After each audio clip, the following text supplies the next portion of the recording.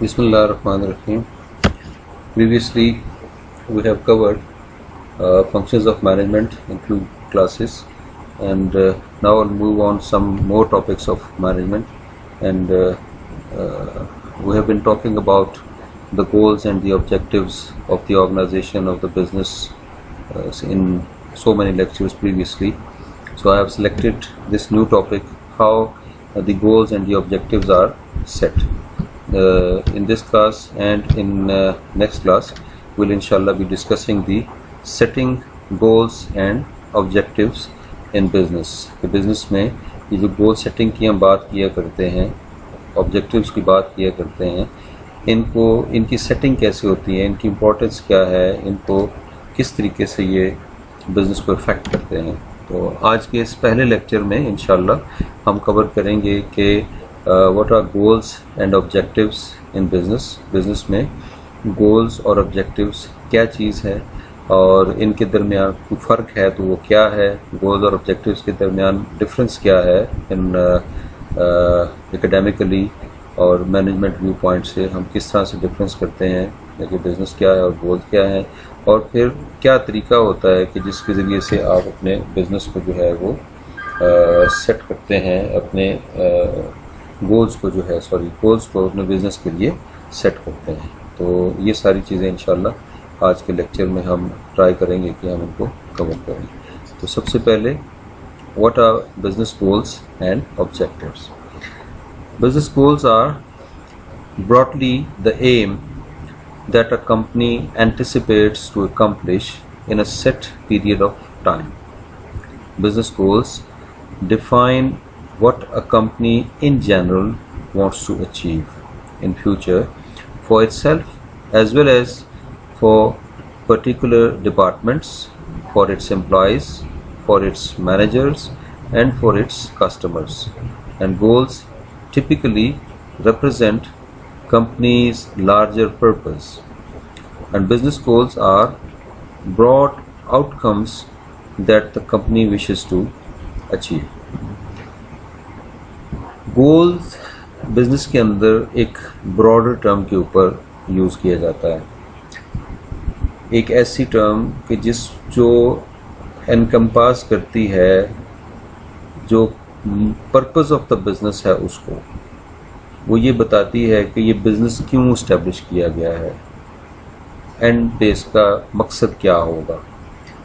تو اس لیے ہم کہتے ہیں کہ بزنس گولز جو ہیں دے broadly M at the companies what the company anticipates to accomplish in a set period of time. ایک مقررہ وقت کے اندر کمپنی کیا حاصل کرنا چاہتی ہے یہ بتاتے ہیں گولز، اور فیوچر میں کمپنی اپنے آپ کو کہاں دیکھتی ہے یہ بتاتے ہیں گولز. اور یہ گولز کمپنی اپنے امپلائیز کے حوالے سے بھی رکھتی ہے، اپنے مختلف ڈپارٹمنٹس کے حوالے سے بھی رکھتی ہے، بینگ این آرگنائزیشن اپنے حوالے سے بھی رکھتی ہے، اور پھر اس کے جو دوسرے اسٹیک ہولڈرز ہیں جن میں ٹاپ پہ کسٹمرز شامل ہیں ان کے حوالے سے بھی رکھتی ہے. تو یہ کمپنی کے بنیادی مقصد کی ریفلیکشن ہوتے ہیں. گولز جو ہوتے ہیں وہ کمپنی کی جو بیسز آف اٹس اسٹیبلشمنٹ ہے کہ وہ قائم کیوں کی گئی ہے کمپنی، یہ اس کو ریفلیکٹ کرتے ہیں.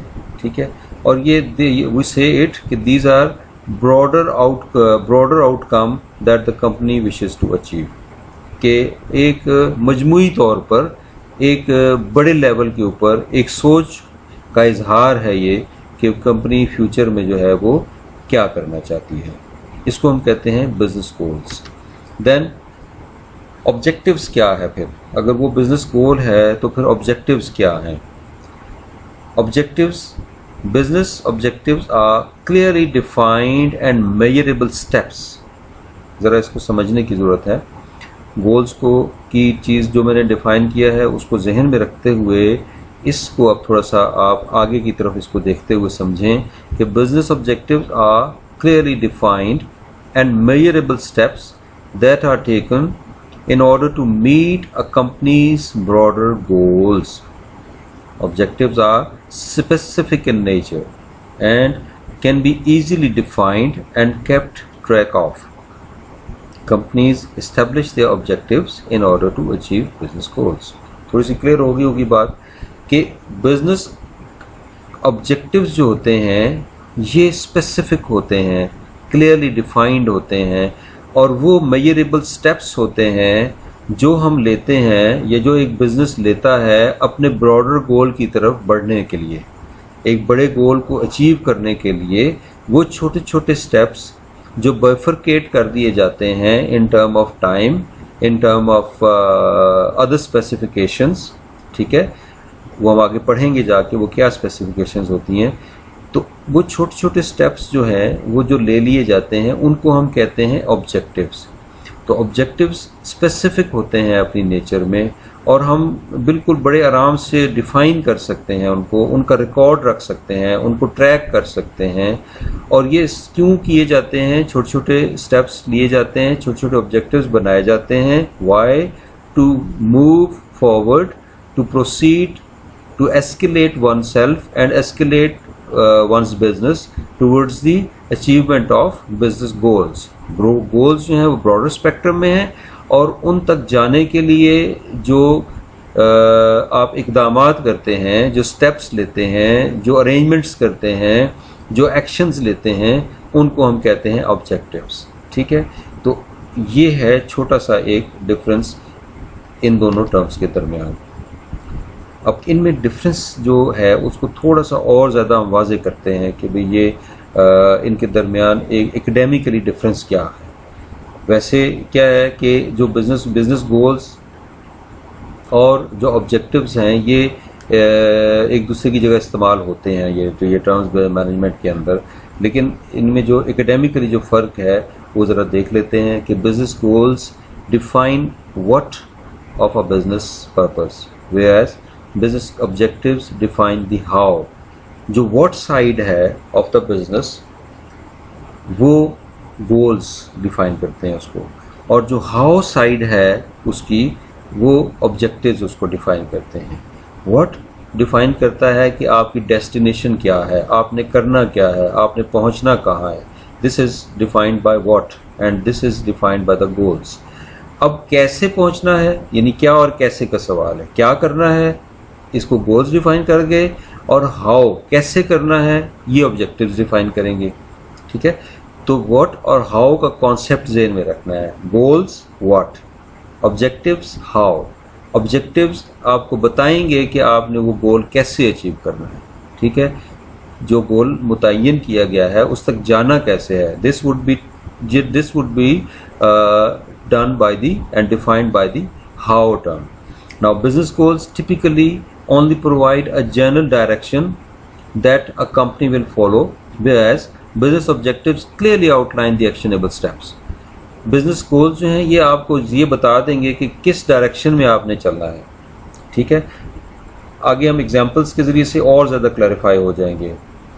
बिजनेस गोल्स आपको बता देंगे कि आपकी डायरेक्शन है क्या, लेकिन जो बिज़नेस ऑब्जेक्टिव्स हैं ये बिल्कुल पिन पॉइंट करके आपको बताएंगे कि उस डायरेक्शन में आपने कौन से एक्शनेबल स्टेप्स लेने हैं, कैसे आगे जाना है। तो वो क्लियर कट डेफिनेशन आपको मिलेगी ऑब्जेक्टिव्स के अंदर। Business objectives are specific, whereas business goals are more broader and all encompassing. कि जैसे भी बताया मैंने कि भाई ये स्पेसिफिकली डिज़ाइंड होते हैं। ऑब्जेक्टिव जो होते हैं ये बहुत स्पेसिफिक होते हैं, इसमें बहुत सारी चीज़ें हम ऐसे कर देते हैं कि भाई एक फ्रेम बन जाता है और उस फ्रेम के अंदर रहते हुए हमने सारे काम करने होते हैं। और बिजनेस गोल्स जो हैं ये थोड़ा ब्रॉडर स्पेक्ट्रम में होते हैं, ये ऑल एनकम्पासिंग होते हैं, ये हर चीज़ को कवर किए हुए होते हैं। Business objectives typically have a set timeline, whereas business goals may not. हो भी सकता है लेकिन नहीं भी हो सकता। बिजनेस गोल्स के लिए ये ज़रूरी नहीं है, यानी एक एम रख लिया कि ये हमने करना है, ठीक है, उसके लिए कोई वक्त मुकर्रर नहीं किया। लेकिन ऑब्जेक्टिव्स एक ऐसी चीज़ है जिसके लिए आपको हर सूरत हर कीमत पर टाइमलाइन देना होता है। आपको बताना होता है कि मैंने इतने दिनों में या इतने महीनों में या इतने अरसे में ये मैंने काम कर लेना है। इन राइटिंग हर चीज़ होती है बिजनेस ऑब्जेक्टिव्स के हवाले से, राइट। अब आप थोड़ा सा और क्लियर हो जाएंगे when go in the examples. मसलन गोल ये है कि to increase this year's closing profit, कि इस साल के एंड तक हमने منافع اپنا جو ہے کمپنی نے وہ بڑھا لینا ہے، یہ گول رکھ دیا۔ اب اس گول کو حاصل کرنے کے لیے کچھ جو آبجیکٹیوز ہیں، یعنی وہی گول جو ہے وہ سپلٹ ہو گیا ہے چھوٹے چھوٹے آبجیکٹیوز میں، اور وہ آبجیکٹیوز کیا کہہ رہے ہیں؟ ایک آبجیکٹیو یہ ہوگا کہ ہم ول کٹ the cost by 10% in the first 3 months۔ ہم نے اس کو باؤنڈ کر دیا کہ ہم ٹائم کے اندر 3 مہینے کے اندر اندر ہم 10% جو ہے وہ اپنی جو مینوفیکچرنگ کاسٹ ہے فار ایگزامپل وہ کم کر دیں گے، یا اگر سروسز کنسرن ہے تو ہم ریکرنگ کاسٹ جو ہے وہ کم کر دیں گے، ٹھیک ہے۔ ہم کیا کریں گے؟ Lay off 25 employees in the start of this year. سال کے شروع میں ہم 25 ملازمین جو کہ ایڈیشنل ہم سمجھتے ہیں کہ ہماری کمپنی میں ہیں اور جن کے بغیر بھی کام بہت اچھا چل سکتا ہے، یا ہو سکتا ہے ہم نے ٹیکنالوجی نہیں ہائر کی ہو اور اس ٹیکنالوجی میں جہاں پہلے 10 بندے کام کرتے تھے اب وہاں پہ 2 بندے کام کر سکتے ہیں، تو ہم کیا کرتے ہیں کہ ہم 20 لوگوں کو 25 لوگوں کو ہائر اپنا لے آف کر دیتے ہیں، اور اس طریقے سے ہم اپنے ایکسپینڈیچرز جو ہیں وہ بچائیں گے، ٹھیک ہے۔ Increase in sales by 20% by clause of this year. ہم اپنی کمپنی کی سیلز جو ہیں وہ 20% بڑھا دیتے ہیں تاکہ سال کے اینڈ تک ہماری سیلز جو ہیں وہ 20% بڑھ جائیں۔ اس سے کیا ہوگا؟ ہمارے پاس پروفٹ بڑھ جائے گا۔ تو یہ ایک گول تھا to increase the closing profit, اور آبجیکٹیوز اس کے لیے ہم نے ڈیفائن کیے 3، ٹھیک ہے۔ کاسٹ کم کرنے کا، امپلائیز کے لے آف کر کے ایکسپینڈیچر کم کرنے کا، اور سیلز بڑھا کر منافع لے کے آنے کا، رائٹ۔ اب گول کیا ہے؟ Reduce customers complaint to 50%۔ گول ہے کہ 50% کمپلینٹس جو ہیں کسٹمرز کی ایز کمپیئر ٹو لیٹ سے پریویس ایئر وہ کم کرنی ہے۔ اب اس کے لیے کیا کر سکتے ہیں ہم نے اس کے لیے آبجیکٹیوز یہ رکھے کہ ہم ہائر کریں گے 2 نیو کسٹمر سروس اسٹاف۔ ہو سکتا ہے پہلے کمپلینٹس اس لیے زیادہ ہو رہی ہوں کہ ایک ہی بندہ بیٹھا ہوا ہے یا 3 بندے بیٹھے ہوئے ہیں جو سارا دن ہینڈلنگ کرتے رہتے ہیں، اور وہ ان کے لیے پاسبل نہیں ہے بہت زیادہ کسٹمرز کو ہینڈل کرنا، تو ہم کیا کرتے ہیں کہ 2 نئے بندے ہائر کر لیتے ہیں تاکہ کسٹمر کمپلینٹ کم ہو جائیں، یعنی زیادہ بندے جب اٹینڈ کرنے کے لیے ہوں گے تو کسٹمر کمپلینٹ جو وہ کم ہو جائیں گی، جیسے آئیں گی ایسے ریزالو ہوں گی، جب ریزالو ہو جائیں گی آؤٹ اسٹینڈنگ نہیں رہیں گی تو ریٹ امپروو ہو جائے گا۔ دین set customers attendance time 24/7۔ Customer کو اٹینڈ کرنے کے لیے ہو سکتا ہے اس سے پہلے جو آپ کا کال سینٹر ہے وہ ایک دن میں 24 گھنٹے میں 12 گھنٹے کام کر رہا تھا، اب ہم نے اس کو 24/7 کر دیا تاکہ 24 گھنٹے لوگ اٹینڈنٹ رہیں اور وہ کسٹمرز کی کمپلینٹ کو لے سکیں تاکہ ان کو ریزالو کرنے کی جانب کام ہو سکے۔ Reduce customers complaint resolution time of two 1 day۔ ہو سکتا ہے کسٹمر کی کمپلینٹ اس لیے زیادہ آؤٹ اسٹینڈنگ رہ رہی ہوں کہ آپ نے کسٹمر کی جو کمپلینٹ ریزولوشن ٹائم ہے، یعنی اس کی پرابلم کا حل نکالنے کا جو بہت دورانیہ ہے، وہ آپ نے 3 دن رکھا ہوا ہو یا 4 دن رکھا ہوا ہو، اب اس کو ٹائم کو ریڈیوس کریں گے تو آؤٹ اسٹینڈنگ کمپلینٹس خود بخود کم ہو جائیں گی۔ سو in order to achieve goal of reducing the customer complaint to 50%, we have formed the objectives of hiring new customer service staff or making attendance time 24/7 and reducing the customer complaint resolution time to 1 day. This would have made you very clear about the goal and objective. Let's go to another example. The example is to reduce the employee turn over to 90%۔ Turn over کہتے ہیں وہ لوگ جو کمپنیوں کو چھوڑ کے چلے جاتے ہیں، اس کو ہم کہتے ہیں امپلائی ٹرن اوور، امپلائیز کا چلے جانا، وہ کسی بھی وجہ سے ہو سکتا ہے۔ تو گول یہ ہے کہ بھئی یہ جو جانے والی تعداد ہے اس کو کم کر کے 90% پہ لے آئیں گے ہم، ٹھیک ہے۔ تو آبجیکٹو کیسے ہوگا؟ اس کو آبجیکٹیوٹی میں کیسے لے کے آئیں گے کہ سب سے پہلا کام ہم کریں گے کہ to increase in employees salary by 10% in this year. ہم ان کی تنخواہیں بڑھا دیتے ہیں تاکہ وہ کم سے کم جائیں، ٹھیک ہے۔ Educational allowance 10% of employees salary, ہم ان کو ایک الاؤنس دے دیتے ہیں تاکہ وہ اسٹے کریں، اور جب ان کو ظاہر ہے کہ جب ان کو مالی مراعات ملیں گی، فائنینشیل ایڈ ملے گی کمپنی کی طرف سے، تو they would like to stay with the company. Then at least 3 professional trainings to all new employees during the year. ہو سکتا ہے اس وجہ سے چھوڑ کے جاتے ہوں کہ بھئی یہاں پر تو ہمارا کیریئر سٹک ہو گیا ہے، نہ ہماری کوئی انٹرنل ٹریننگز ہیں نہ ایکسٹرنل ٹریننگز ہیں، تو Y not join some other organisations where we can find these facilities. تو ہم انٹروڈیوس کر دیتے ہیں کہ ہم کم از کم 3 پروفیشنل ٹریننگز ہر امپلائی کی کیا کریں گے ڈیورنگ دی ایئر، جو نئے لوگ ہم بھرتی کریں گے۔ سو to reach one goal of reducing the turn over, we have divided our this goal into objectives which were elaborated before you. Then let's see another goal. Goal is to growth in the business to 50% of the previous year. کہ ہم نے جو پچھلے سال ہم نے business کیا ہے اس کے مقابلے میں ہم اس سال 50% زیادہ بزنس کرنا چاہتے ہیں. تو دس از اے وائڈر گول. ناؤ اس کو ہم نے سپلٹ کر لیا چھوٹے آبجیکٹیوز میں, اور وہ کیا ہیں, ہم نے 3 ڈائریکشنز میں 2 ڈائریکشنز میں کام کیا. ایک ڈائریکشن یہ ہے کہ ابھی ہم اوپن کریں گے 30 نئے آؤٹ لیٹ 15 شہروں کے اندر, نئے شہر ڈھونڈیں گے اور ان میں 30 نئے آؤٹ لیٹ کھول دیں گے. ٹھیک ہے, باٹا سروس ہے یا بینکس ہیں یا کوئی بھی دکانیں ہیں جو فرنچائزز ہیں, ہم 30 نئے دکانیں کھول دیتے ہیں. اور آبویسلی جب نیا بزنس ہم نئے آؤٹ لیٹس کھولیں گے تو ہمارا جو پچھلے سال کی نسبت ہماری گروتھ ہوگی وہ آبویسلی بڑھ جائے گی. ہم کیا کرتے ہیں کہ increase 20% marketing budget of new commercials on channels. ہم اپنے بزنس میں زیادہ کسٹمرز کو لانے کے لیے ہم مارکیٹنگ کے ٹول کا بھی سہارا لیں گے, اور ہم پچھلے سال کی نسبت 20% زیادہ مارکیٹنگ بجٹ رکھ دیں گے تاکہ ہمارے پاس لوگ کسٹمر جو زیادہ اٹریکٹ ہو. تو you so there we had a goal, and in order to achieve that goal we had objectives. تو objectives جو ہیں وہ ان ساری ایگزامپلس کے اندر آپ نے نوٹ کیا ہوگا کہ وہ بالکل ڈیفائنڈ ہیں, وہ ٹائم باؤنڈ ہیں, اسپیسیفک ہیں. یہ ساری چیزیں ان کو اس قابل کرتی ہیں کہ آپ ان کا ٹریک رکھ سکیں, آپ ان کے بارے میں مکمل معلومات رکھ سکیں, آپ کے لیے ان پر عمل کرنے آسان ہو, وہ کوانٹیفائڈ ہیں, وہ ساری چیزیں ایسی ہیں کہ آپ ان پر آرام سے عمل کر سکتے ہیں. رائٹ. تو یہ جو ساری چیز ہے اس لیے ہم کہتے ہیں کہ یہ آبجیکٹیوز جو ہیں یہ مل کے گولز کو اچیو کرنے میں ہیلپ فل ثابت ہوتے ہیں. اوکے, دین اب یہ جو پیچھے ہم نے چیزیں دیکھ لی ہیں نا, ان کو اور زیادہ اسپیسیفک ہم کر لیتے ہیں کہ ہم گولز اور آبجیکٹیوز کو جو ہے وہ سیٹ کیسے کرتے ہیں. اس کے لیے ایک سے زیادہ میتھڈز ہیں جو بزنس جو ہیں وہ اڈاپٹ کرتے ہیں.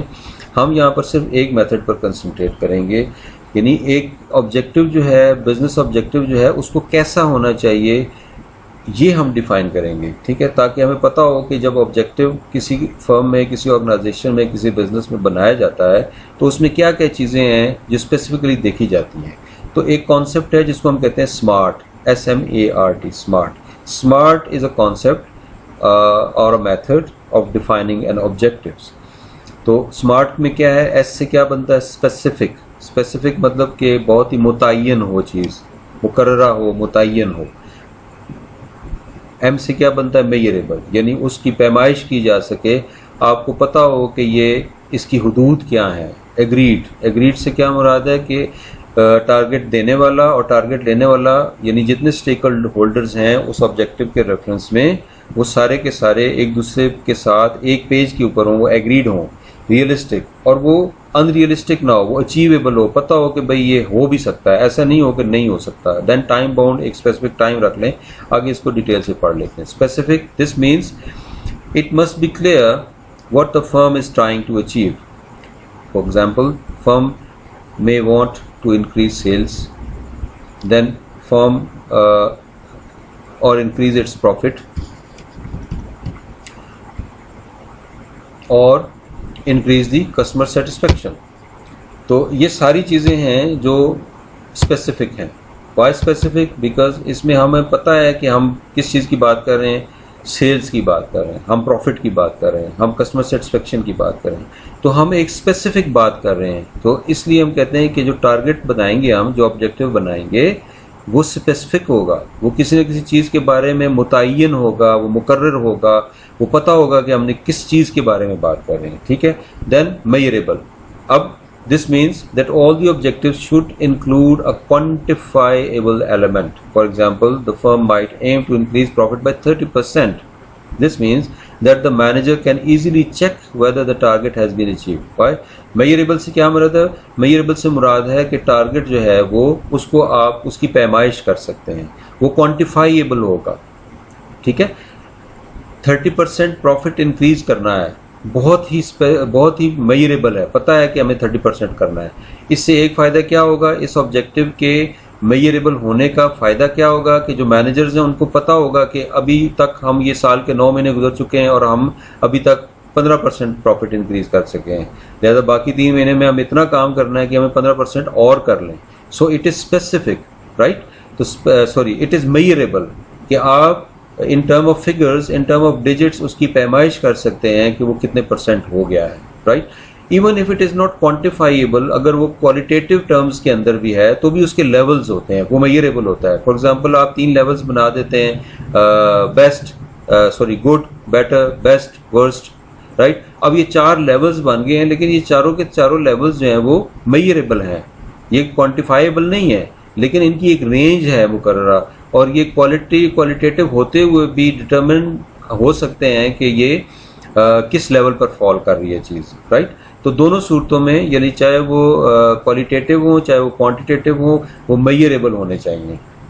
देन एग्रीड मैंने बताया कि भाई जो जितने भी स्टेक होल्डर्स हैं किसी टारगेट के हवाले से, चाहे वो मैनेजमेंट है, सो यानी मैनेजर्स हैं, या वो स्टाफ है, उनको एक पेज पे होना चाहिए.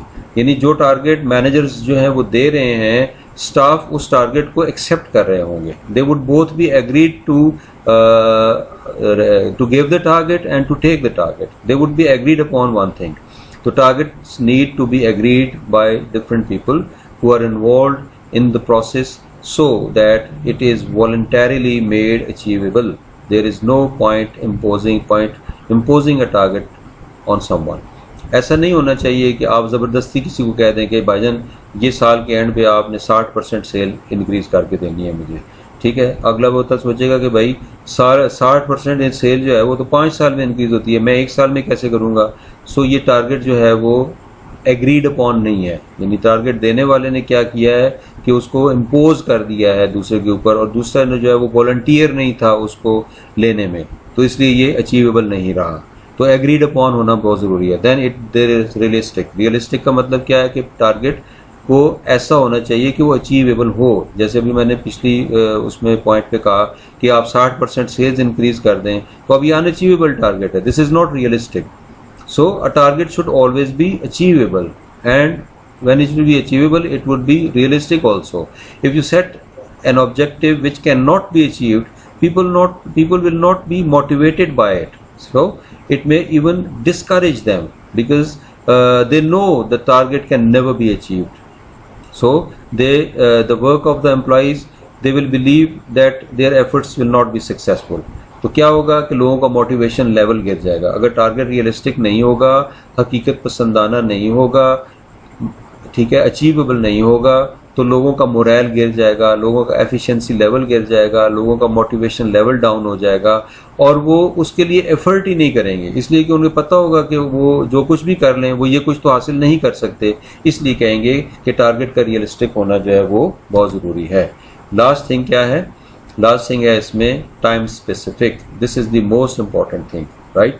Beside all the parts of smart goals, smart objectives, this one is also very very important कि टाइम को हमें, और टारगेट या को जो है ऑब्जेक्टिव जो है उसको टाइम स्पेसिफिक होना चाहिए, टाइम बाउंड होना चाहिए. ऑब्जेक्टिव को कभी भी ऐसा नहीं होना चाहिए कि आप ये कह दें कि जी आपके पास लामहदूद टाइम है कि आप इसको हासिल करें. No, you have to give some specific period. You have to say it 2 months, 3 months, even 1 year, right?